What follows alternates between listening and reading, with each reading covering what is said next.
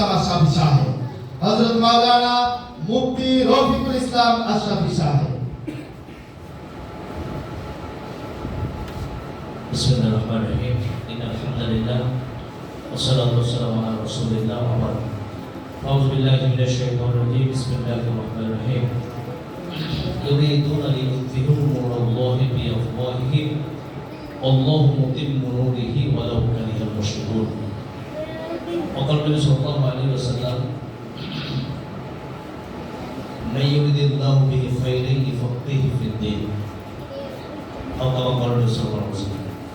গতকাল আয়োজিত বর্তমান প্রেক্ষাপটে ওলামায়ে কেরামদের করণীয় শীর্ষক সেমিনারে আজকের প্রধান অতিথি হাজারো ছাত্রদের উস্তাদ এবং উস্তাদদেরও উস্তাদ আল্লামা নুরুল হুদা ফয়জী হাফিজাহুল্লাহ। উপস্থিত আছেন আমার শ্রদ্ধাভাজন হযরত ওলামায়ে কেরাম এবং আমার সহযোদ্ধা দিনদার প্রফেশনাল ভাইয়েরা।